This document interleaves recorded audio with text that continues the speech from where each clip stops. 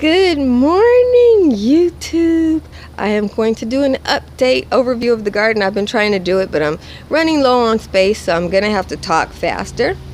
This is a fall loofah.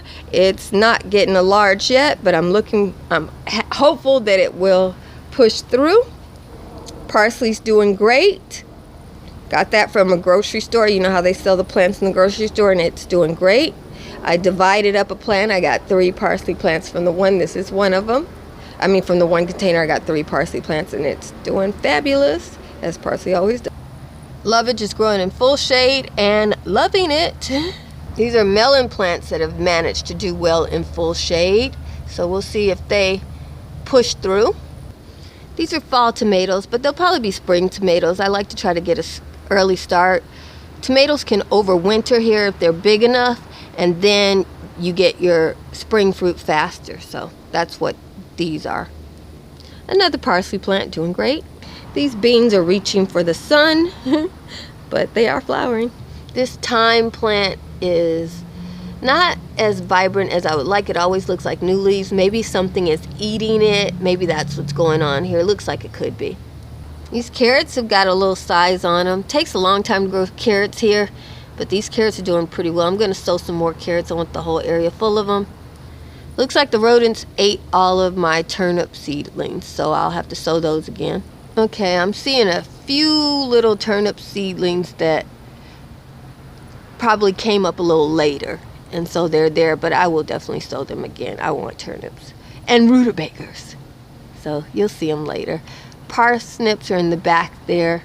I'll see what I get from that, and I'll keep sowing. Those are some beans that are growing back there too. The pumpkin plant seems to be a favorite of the rodents, so I'm hoping that it's a strong enough plant to grow fast enough to feed everybody, but we will see. The saga continues. I will keep you. There are tons of updates. I'm keeping the updates coming, and win, lose, or draw, you will know. You will be the first to know, after the rodents and me, of course. The oregano loves it here. It's partial shade and it's doing great. I harvest it for my meals, eat it all the time, enjoy it. Mint is not invasive in Southern California, guys. You see that mint plant? It's not invasive. The oregano, not invasive. We don't have enough water for them to be invasive. I had to find a nice semi-shady spot for them to prosper in, and that is the whole of my desire for mint juleps. This was supposed to be full of peanuts growing around the beans. Well, I have not seen any peanut plants pop up here, but I do have beans, and I have very fat squirrels that are running around chirping and happy and still looking for more peanuts. The hummingbirds really like this, as do the Mexican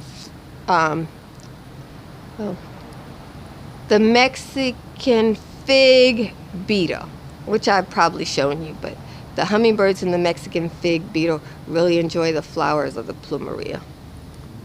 I will probably do a feature on this, so you will hear about this again, so that people who are searching for information on these plants separately can find it easier. This is Minnesota midget. That is what you're seeing there. I thought it was a squash plant, but it is actually a melon plant. And I would say if you have a small garden, you see this little circular space I have that I intend to have look like a manicured English flower garden at some point, but it's going to be food with wildflowers.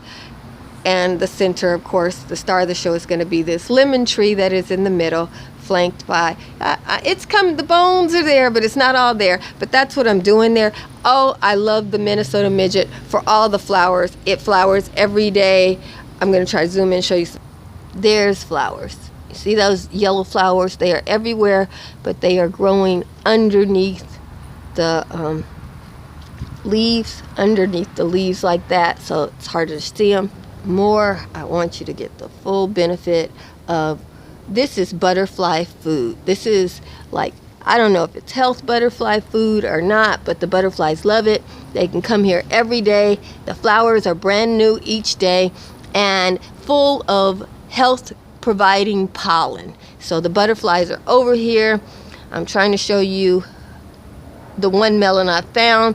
So the Minnesota midget in Southern California likes to be in the ground. Go figure. Okay, but it is 3 foot tall in all directions. It's a easy plant for a small garden that wants a big garden feel. You want a melon, you got a small space. This is probably a 10-foot diameter circle, and this melon plant's going crazy, but it's not taking over like my pumpkins would have that are growing up the tree. This was planted in the fall too. This was a eggplant that I planted at the very beginning of the fall, and it is about to flower.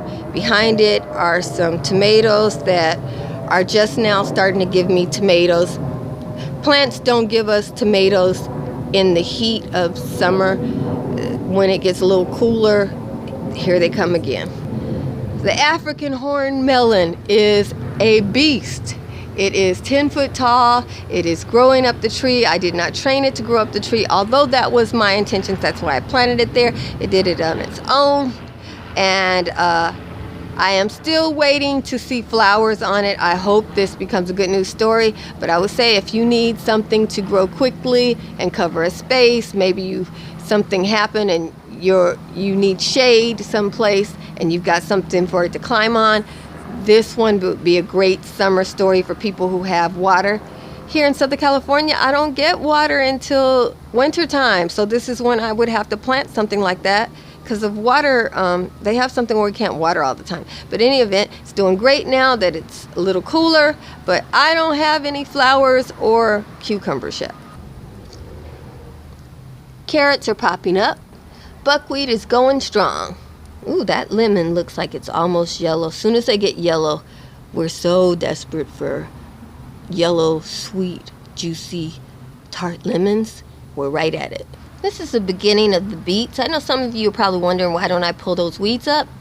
Because it's hard for stuff to grow in this ground because we don't have a whole lot of water. So anything that will shade the ground up until my seeds come up and they start to be able to cover them space themselves, a plant that's easy for me to pull out, I don't bother it. But these are beets. And I'm planting lots and lots of beets over here. Mom eats a lot of beets. I make borscht all winter long with beets. Love beets.